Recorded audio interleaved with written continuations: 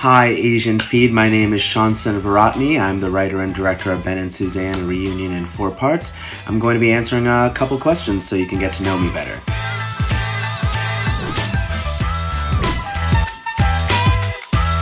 White Castle. Perfect thing to eat at 4 in the morning.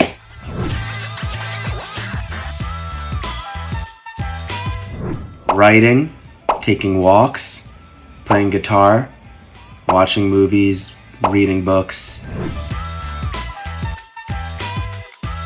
So just straight off the dome here, going with Pierrot Le Fou by Jean-Luc Godard, Lovers on the Bridge, Leos Carax, and The Shining by Stanley Kubrick. But let me also throw in the 4 adventures of Renette and Mirabelle and Chungking Express, and we probably add a lot more, but it's a rotating list.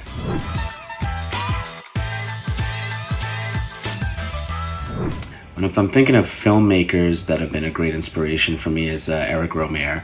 I think Eric Rohmer is the greatest director of all time, and I've read every single interview. I have a podcast dedicated to him, and there's something that I really saw in his movies about the way that he saw the world and presented it that felt so much like the kind of thing I was interested in exploring and doing, and provided with me to me some of the language to be able to execute that. So yeah, just going with filmmaker inspiration here, I'm going to go with Eric Rohmer. Also, the way he made his movies was so independent.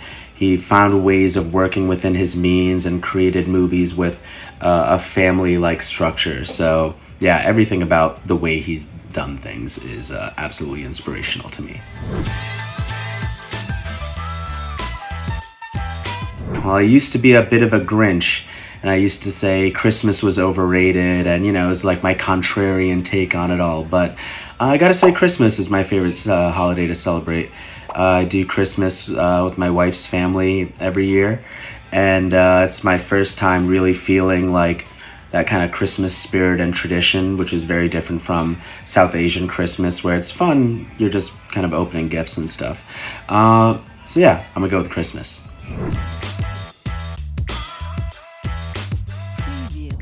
Right before shooting this movie, my co-teacher, Mr. James Andrews, told me, don't get lost in the art of it all. Right before I was going to shoot in Sri Lanka, and that was such a helpful piece of advice. He was talking to me from this perspective of, I'm someone that likes movies, but I'm not a movie guy, and so if I watch your movie, will I be down with what's going on? Will I understand? Will it be clear? Or it's like, you don't want to get too lost in the artiness of it all. And this had also been reflected in my thinkings on White Elephant Art and Termite Art by Manny Farber. So I'd had these ideas on the mind. And so when James told me that, like, don't get lost in the art of it all, it was kind of like, don't be too up your own ass when you're trying to make a movie. And just try to be what is the most clearest, direct way to express a thing. And so that was very helpful to keep with me as I was making Ben and Suzanne, a reunion in 4 parts. I'm a director and I'm an educator, and I love teaching and I love making movies. I don't know, I don't really see there's any other option, and I make music. I kind of do all the things that I want to do. So I guess what I'd be doing is maybe just more teaching or more directing, but ultimately yeah, there's no other option. My current career has 2 tracks that both satisfy different needs.